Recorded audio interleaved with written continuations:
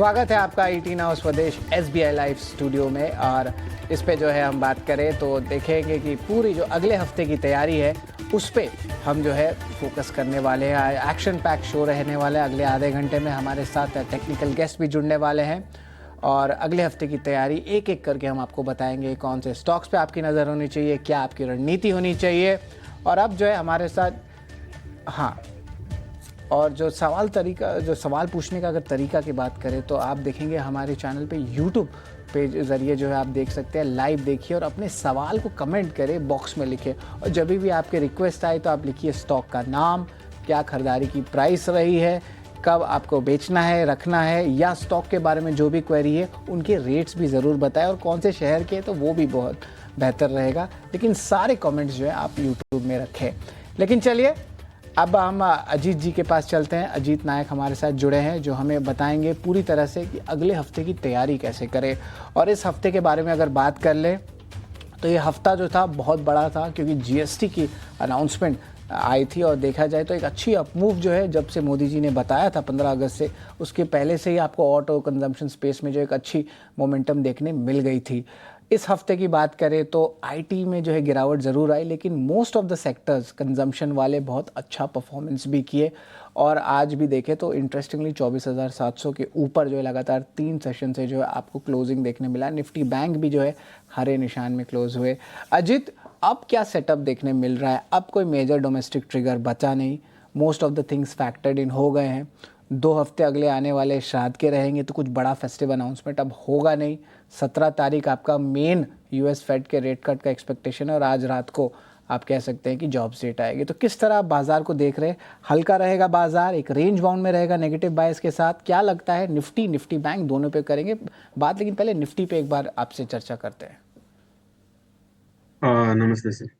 सो अगर आप पूछ रहे हैं कि कैसा रहेगा बाजार, तो मुझे लगता है कि जिस हिसाब से हम बाजार को समझने की कोशिश करते हैं, तो 2-3 मेजर इंडिकेटर है। एक एफआईएस का डेटा है, दूसरा जो अपना ओपन इंटरेस्ट डेटा है, और तीसरा जो इंट्राडे टाइम फ्रेम जो हम लोग यूज करते हैं, उससे एक ट्रेंड की अंदाजा आता है कि मार्केट किस तरफ जा सकता है।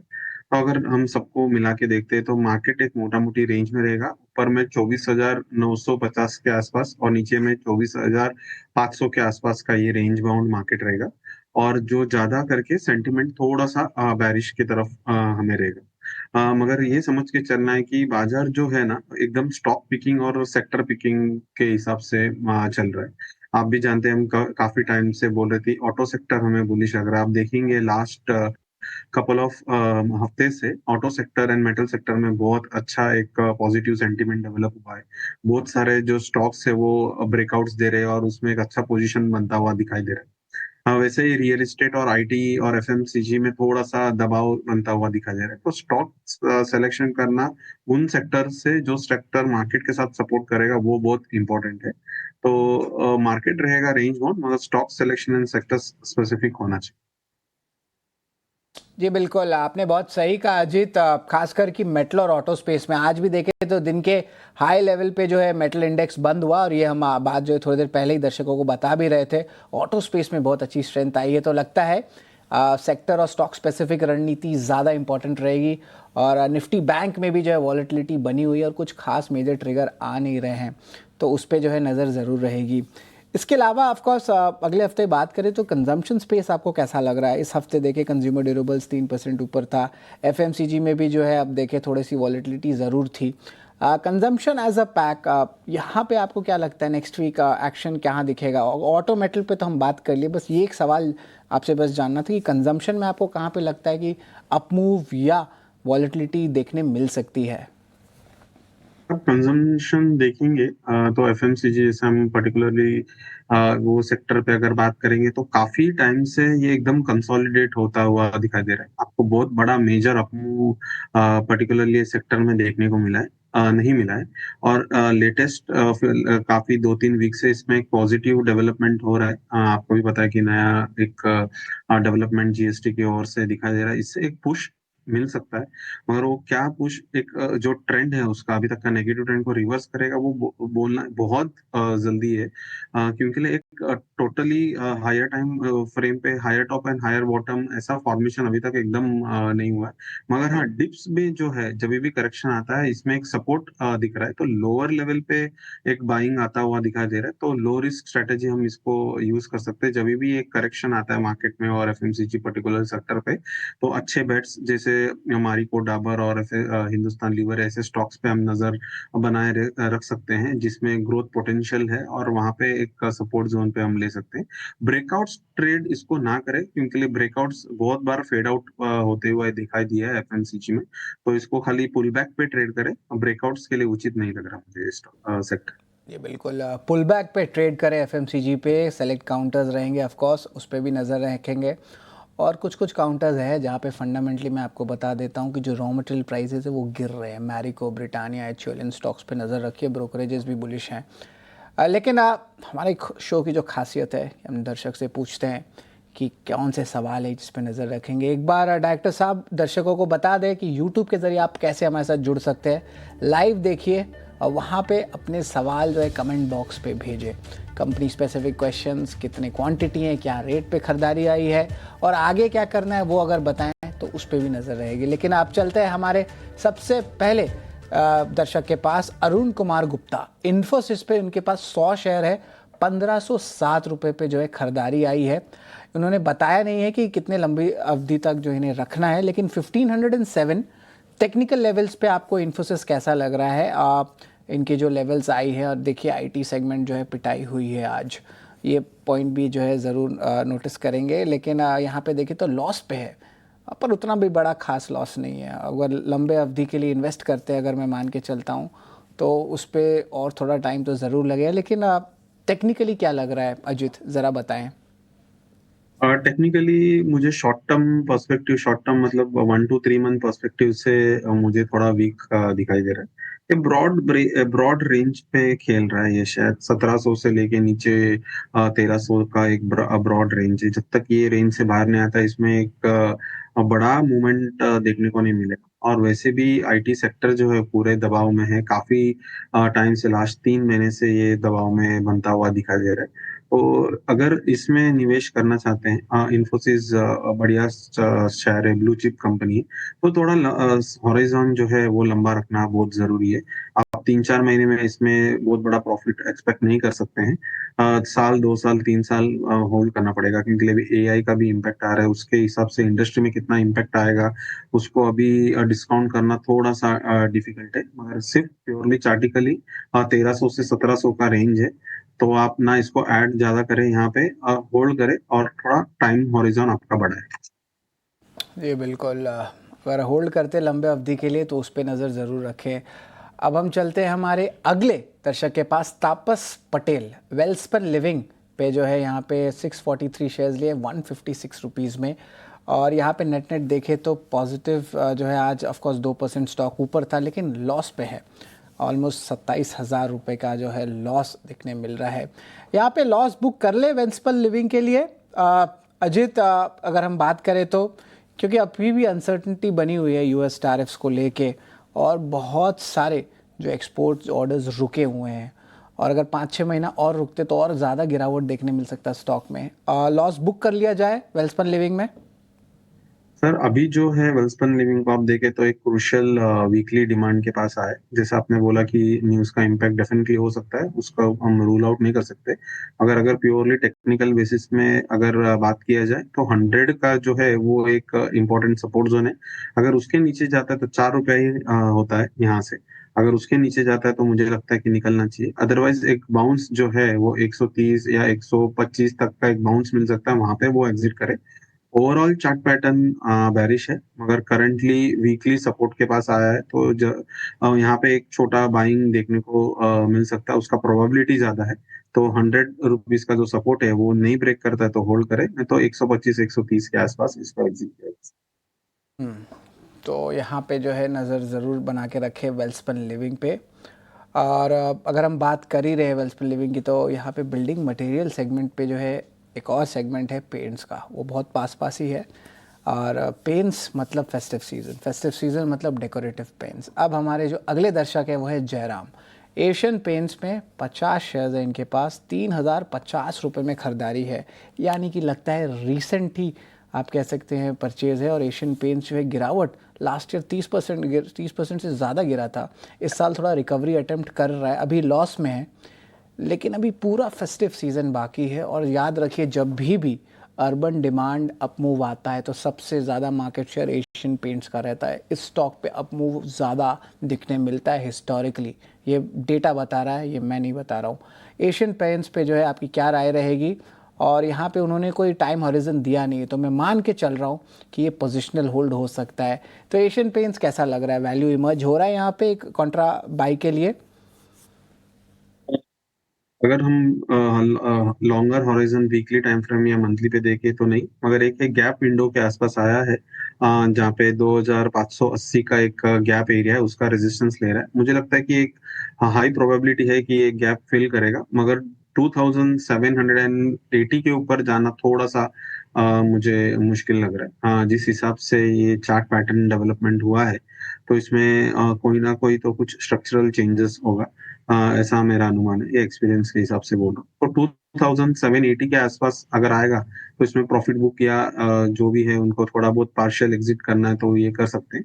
और उसके बाद जब मार्केट वापस करेक्शन मोड पे आएगा और 2580 नहीं ब्रेक करेगा और वहां से वापस नया हाई की ओर जाएगा, 2780 क्रॉस करेगा, तो वो वापस री एंटर करना वो सही एक स्ट्रेटेजी हो सकता है। ये गैप विंडो फिल करते ही इन्हें अपना जो है एग्जिट करना चाहिए।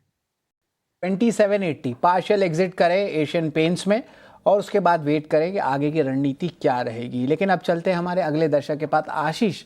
महानगर गैस 35 शेयर है, 1531। जनरली गैस वाले स्टॉक्स पे जो है वॉलिटिलिटी बहुत रहती है, तो मैं एक्सपेक्ट कर रहा हूँ कि ये शॉर्ट टर्म कॉल होगा। ज़रा देखिए एक बार चार्ट्स पे। अजीत, महानगर गैस पे आपकी क्या राय है? 1531 पे खरीदारी है, 35 शेयर है, तो ये तो एक बार लॉस पे चल ही रहे हैं, मतलब 10% से ऊपर का लॉस लाइकली लग रहा है आज। लेकिन स्टॉक में मोमेंटम ज़रूर आई है, मतलब इस हफ्ते लगभग 3% ऊपर है, 1531 की बाई है।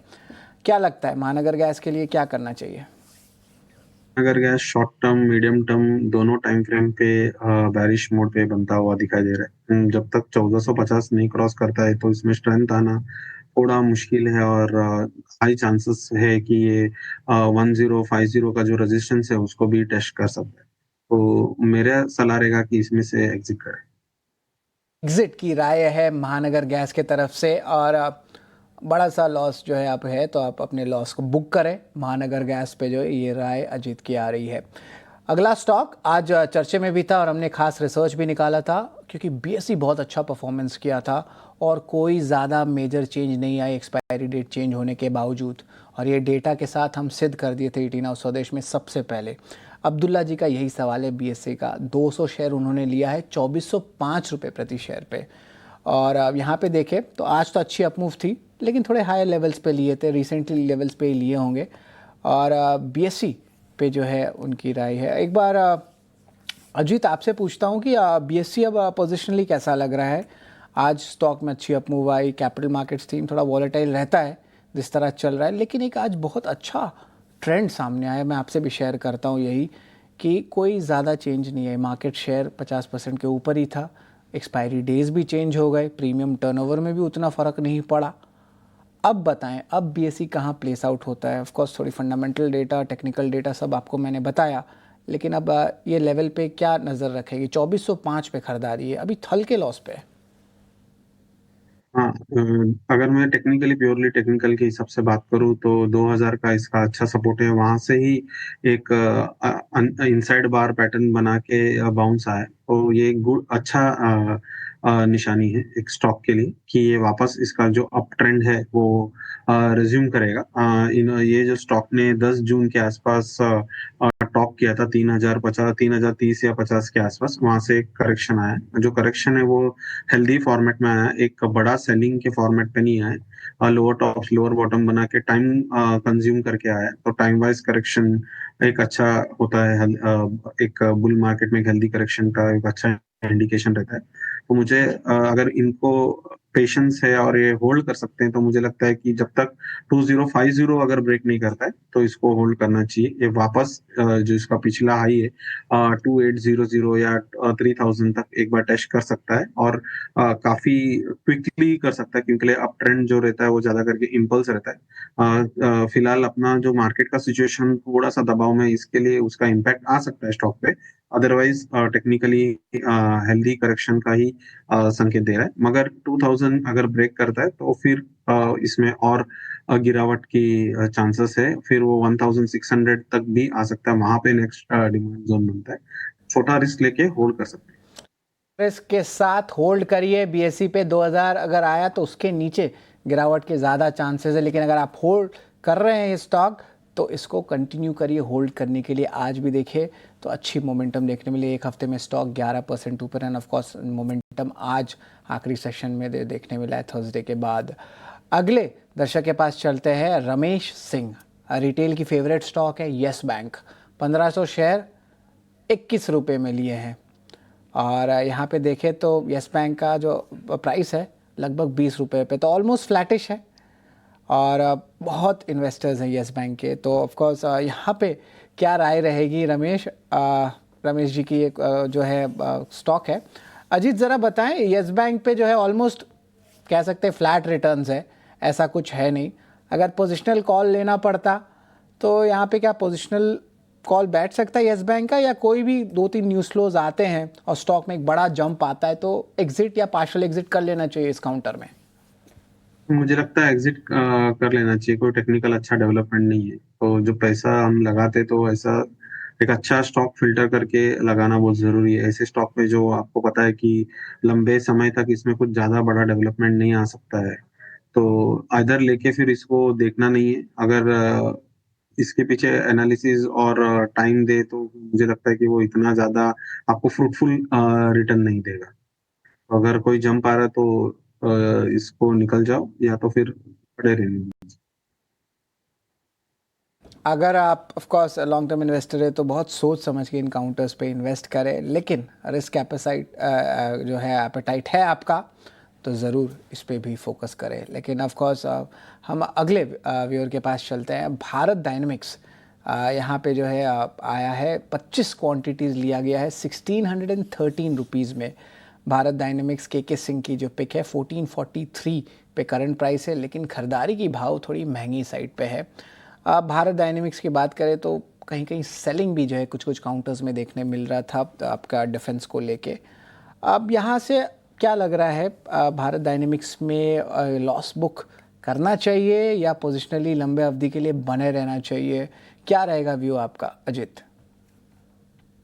ये जो स्टॉक है ये वीकली टाइम फ्रेम के अच्छे डिमांड जोन को अप्रोच करने वाला है। तो जो मगर जो रेट है वो रहेगा 1350 से लेके 1200 तक। वहां पे एक अच्छा डिमांड जोन है। हाँ, तो वहां पे अगर कोई डेली टाइम फ्रेम पे बुलिशनेस बनता है तो इस ये स्टॉक देखने लायक है काफी। ये भी हेल्दी करेक्शन के बाद स्टॉक डिमांड जोन पे आ रहा है। तो मगर इनका जो बाइंग प्राइस है वो 1600 का है, तो इनके हिसाब से तो काफी लॉस होगा। तो मुझे लगता है कि अभी ये निकल के फिर 1350 या 1200 के आसपास आएगा तो फिर वापस री एंटर कर सकते हैं। हाँ, मगर अगर 1200 तक का इनको जो लॉस है वो उनके लिए बड़ा नहीं है, because it is very relative concept, कितना एपिटाइट किसका क्या है, तो ये होल्ड कर सकते हैं। स्टॉक अच्छा है। ठीक है, होल्ड करने की राय है, स्टॉक अच्छा है। Bharat dynamics current market price 1443 का है, तो के साहब भारत डायनेमिक्स को होल्ड करिएगा, ये अजीत जी की राय है। लेकिन अब वक्त है वीआईपी शेयर का।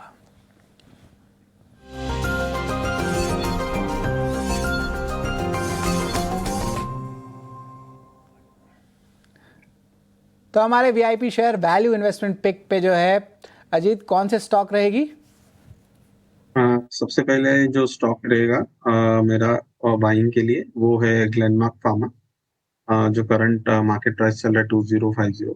ये भी एक स्टॉक जो है फार्मा सेक्टर जो है मुझे थोड़ा सा वो डिफेंसिव बेट लगता है कि खराब मार्केट और अच्छा मार्केट में भी थोड़ा फ्लैटिश जैसा परफॉर्म करता है। मगर अगर हम देखें तो ग्लेनमार्क फार्मा 3-4 दिनों से अच्छा परफॉर्म कर रहा है, एक करेक्शन के बाद अच्छा सपोर्ट लेके ऊपर आ रहा है। तो 1980 का स्टॉप लॉस से 2154 के लिए टारगेट के लिए हम देख सकते हैं।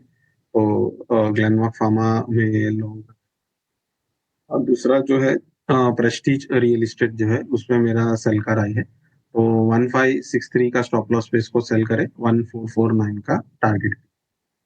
जो वीकली मंथली या डेली टाइम फ्रेम देखें वहाँ पे ये सब जगह पे लोअर लो फॉर्मेशन कर रहा है, जो भी बाउंस आएगा उसको as a selling opportunity use कर सकते हैं, मगर 1563 के बाद नहीं, वहाँ पे ट्रेंड रिवर्सल का चांस हो सकता है, तो वो स्टॉप लॉस में जब भी आपको रिस्क फेवरेबल आएगा आप वहाँ पे पोजीशन इस पे बिल्ड कर सकते हैं। प्रेस्टीज एस्टेट्स पे जो है सेल की राय है और ग्लेनमार्क फार्मा यहाँ पे जो है खरीदारी की राय है। और याद रखिए ग्लेनमार्क फार्मा पे जो है कॉर्पोरेट न्यूज़ फ्लो भी आया है और स्टॉक जो है 2025 के लो से 60% से ज़्यादा उछाल भी दिया गया है। लेकिन वैल्यू इन्वेस्टमेंट पिक्स में 2 पिक्स हैं, एक शॉर्ट है प्रेस्टीज एस्टेट्स, एक बाई है आपका इम्पॉर्टेंटली जो कहेंगे ग्लेनमार्क फार्मा।